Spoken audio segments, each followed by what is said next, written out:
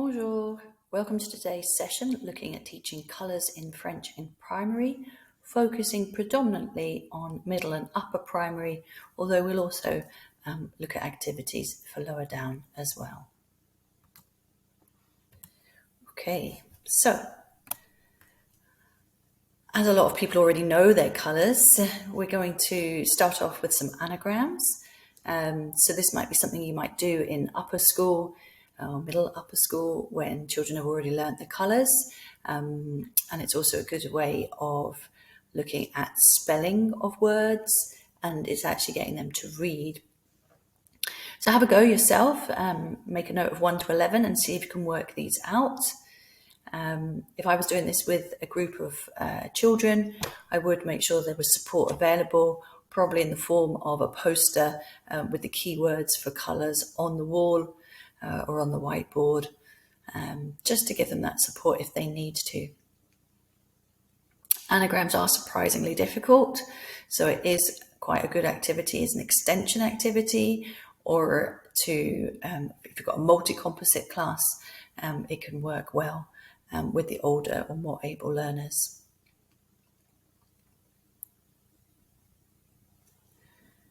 So if you haven't had a chance to finish, just pause the video, but I'll go through the answers.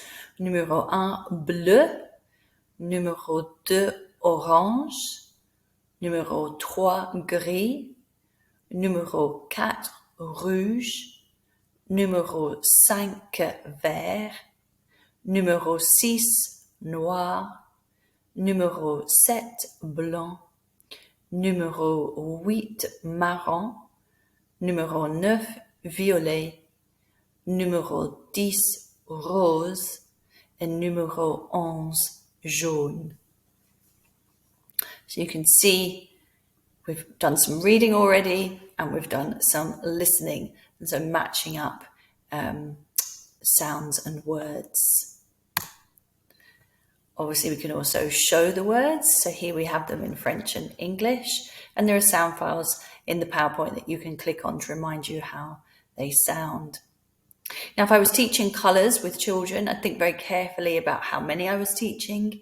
With lower primary, you might want to focus on a colour a day, or just 2 or 3 colours at a time. And you might want to focus more on the cognates. So have a wee think about how you might group these colours together. Which ones would you consider to be the cognates? And a cognate is a word that looks or sounds similar or the same to English. So for instance, gris, grey would be a cognate. So if I was grouping them in cognates, I would put orange, gris, bleu, possibly violet, violet, rose, rose colour in English, pink. So I'd maybe put those together. So for some children, that might be easier to start off with those, and then introducing words that are slightly more complicated, maybe marron, maroon in English, brown in French, vert, jaune.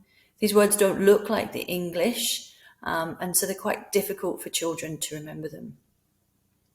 So even with key vocabulary, there can be a progression of which words we introduce and which ones are easier or harder for children to learn. Now, you might like to think about introducing stories and associations, as well as using items to introduce them. Felt tip pens are great because children often have them in their pencil cases, or Lego or Duplo lower down the school, so there's something physical. It's also great just to create flashcards with the colours, big ones like this, just using bits of paper, and also maybe mini ones, because then you can play lots of games with them. And so as you introduce a colour, you can say it and hold up an item. Violet. We can also create a little story or an association. So violet, it's got 3 syllables, violet, or you can jump 3 times. Orange might get your children to mime being big oranges. Ketchup is a good one. Squirting ketchup or squishing tomatoes to make ketchup. For rouge, red. Or a red fire engine. Rouge. Linking in those sounds. It's just great to play around with it, and I would highly recommend getting your learners involved and seeing if they can come up with little stories or associations, links with the English to help them remember the words and share them. Now, if we just take a minute here to look at pronunciation, it's quite good. Some of the basic key sounds are here. So we've got that r, that rolled r, gris, r. You hear it back here, gris. So you can get your children to play around and pretend to be lions or cats purring, or using the Scottish word loch. That can help as well. So getting them to roll their R's. They can't, it doesn't matter, but it's quite good fun. And we can also look at the fact that we don't pronounce the last letter of a word unless it's followed by an E. So for instance, blanc for white is blanc, not blanc. We don't pronounce that C. We don't hear it because it's not got the E after it. Unlike jaune, the E at the end makes us pronounce that N. So we have jaune, and we hear that N sound.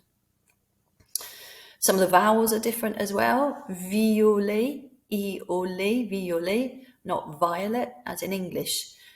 So just bringing that awareness that even if it is a cognate, the words may sound different. And so these are just things to raise and to point out as children start to become aware of phonics and start to pronounce words when they're reading them aloud.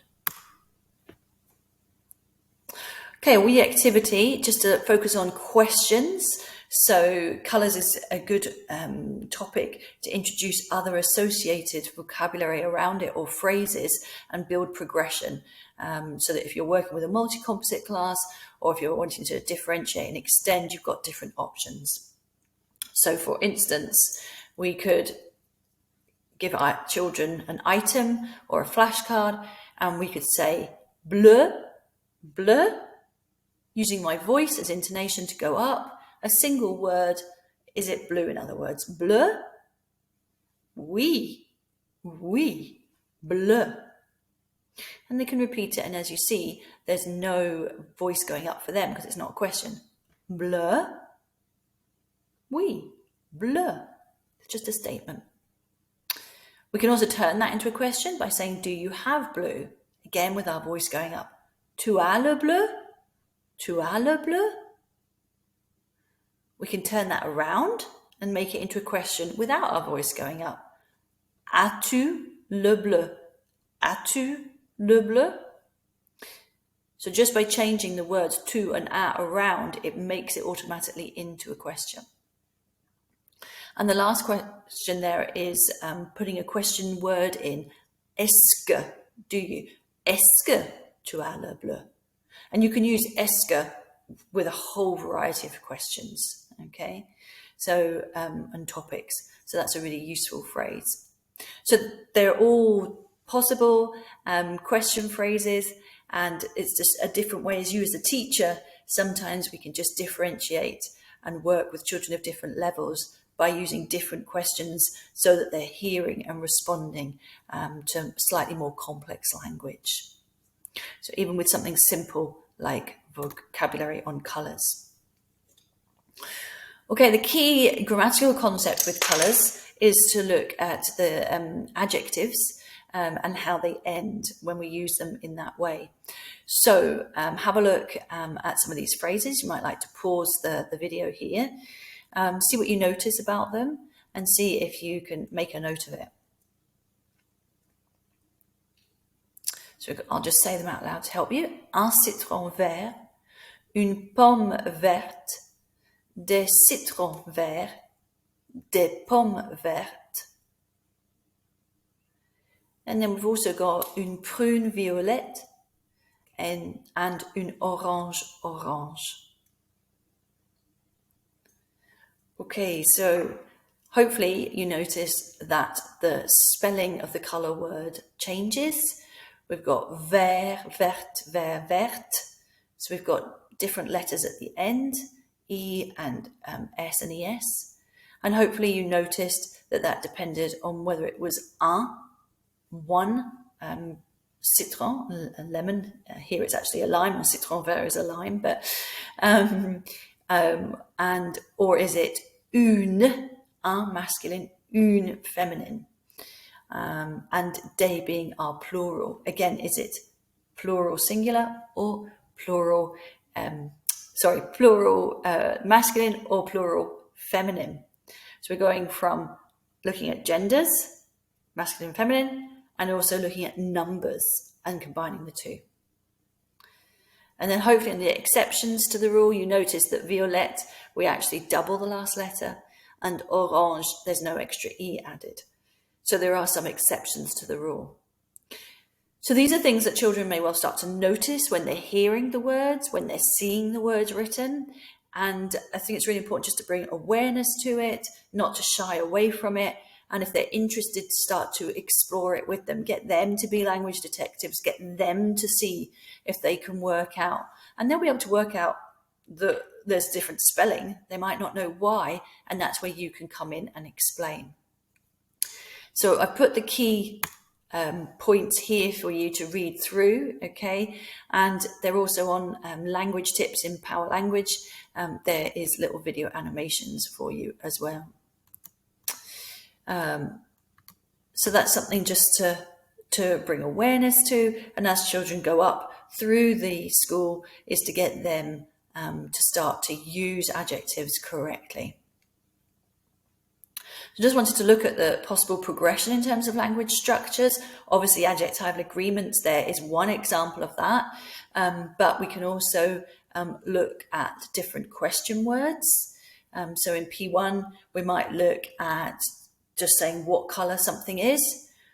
We might then take that a bit further and look at whether they like the colour or not with 2M. We might, if we're looking at question words in P3 in this example, you can see what then we're starting to ask what their favourite colour is. So there's a progression.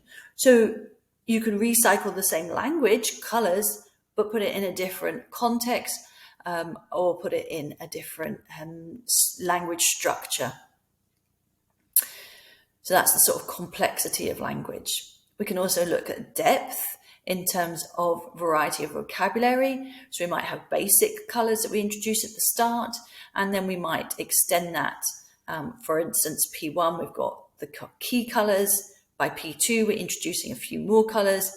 And P4 there, we've got golden and silver and multicoloured. So, slightly more advanced. We can also look at how we're presenting colours. It might be just through a French lesson, but we might also then take that out into disciplinary work and look at, for instance, we've got the example here, bleu plus jaune égale vert. And that is looking at colour mixing. We can also look at combining it with other language.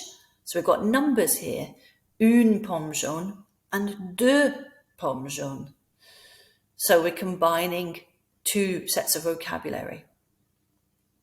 So that's just an example from the P1 to 7 program of work in Power Language.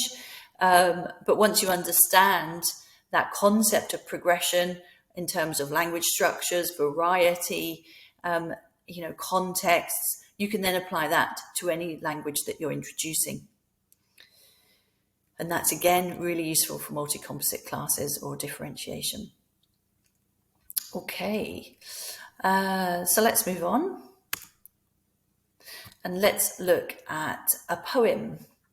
So we can introduce vocabulary with flashcards, with items, but we could also introduce it, particularly in upper school, using, for instance, a poem or a story and trying to get the children to read.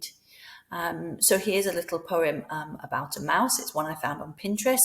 There's lots of poems available that you could access yourselves. And this one links in Days of the Week with colours. So I've also provided a little translation of it as well. So I'd like you to have a wee think about what you would do with this poem and jot down your ideas. You maybe like just to stop the video and do that. And then we can share some.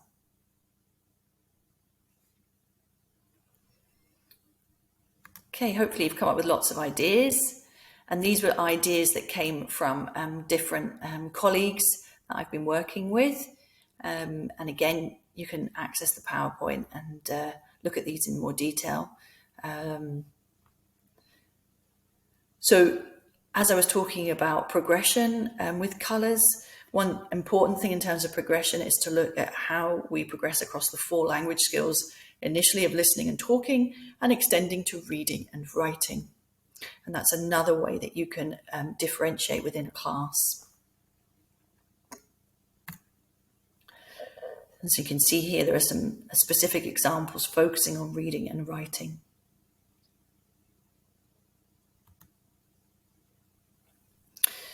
Okay. I think colours is a nice topic to use on a regular basis. It's very common vocabulary, so it can be good to use in daily routines, embedding it, for instance, naming tables with lower school, and with upper school, maybe playing a wee warm-up or a plenary game. So here's a couple. Again, I'm focusing here on reading and writing, getting the children to read something and then write it out. Obviously, that could also be done with just children, saying the words aloud. So an odd one out is a good example of this, sorting and spotting mistakes. And what's nice is that children can do these activities and then they can create their own ones for their partner and take it a little bit further. So let's have a look at the odd ones out. Jaune, juillet, juin in number 1. Hopefully you figured out that it was jaune because it's a colour. Numéro 2, orange, gris and blanc. They're all colours here, so it's a different reason.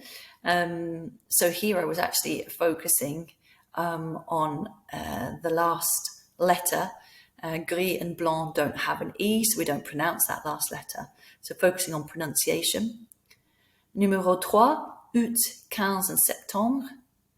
Hopefully you figured out that it was 15, it's the only number. And numéro 4, bleu, rouge et jaune. Again, they're all colours. And I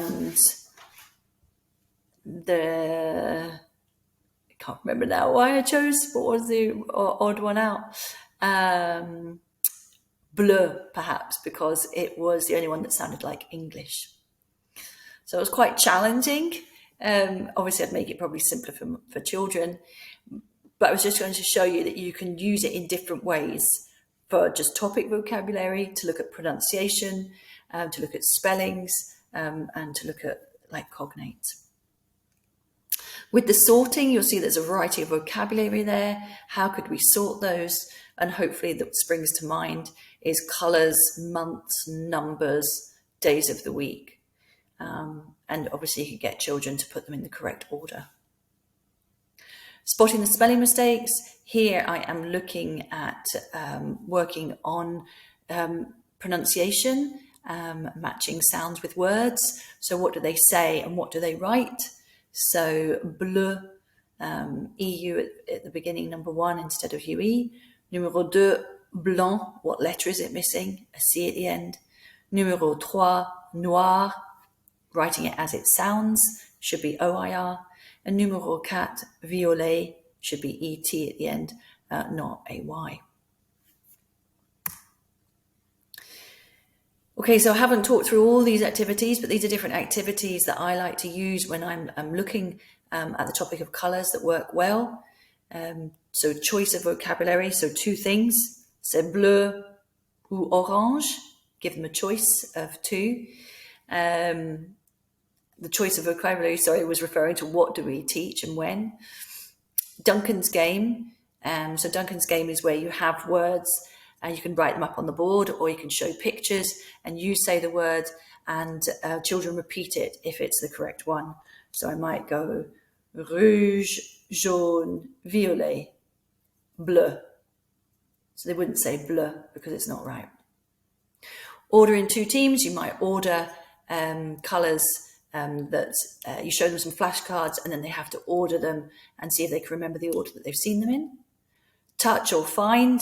So you go around the room touching or finding things that you say a colour. Could be colour flashcards or items, and turn that into a scavenger hunt. Reading my mind. So I'm thinking of a colour. What colour am I thinking of? You can use flashcards to support or not. Odd one out, we've done sorting, anagrams, poems. These activities here are on Power Language. There are activities on their CD-ROM. There's also a colour race in their planners. Kim's Game's lovely, where you show them either items or flashcards and ask them to close their eyes. Fermez les yeux, you take one away. Ouvrez les yeux, open your eyes, and they have to see what's missing. So you can do that with real items or flashcards. And as I've already suggested, using them on daily routines, table names, lunches, colour of the day, etc. So just to finish off, as a wee plenary for yourselves, let's see how many words you could remember. And can you time yourself? You can say them, you can write them. Try to beat yourself. And as an exit word, can you come up with a phrase or a word to do with colours? Write it or say it on a mini whiteboard or a piece of paper or a post-it note. And those would be activities that I would do with a class as well. So hopefully that's shown you some different activities that you could try. They could be used obviously throughout primary. There's obviously a ton of songs that you can access online to do with colours, which would be particularly useful for lower down the school. But the main thing is just to start to introduce it and practice it, use it in daily routines, try a few games, try and develop the skills as the children go up the school. So yeah, bonne chance. Au revoir.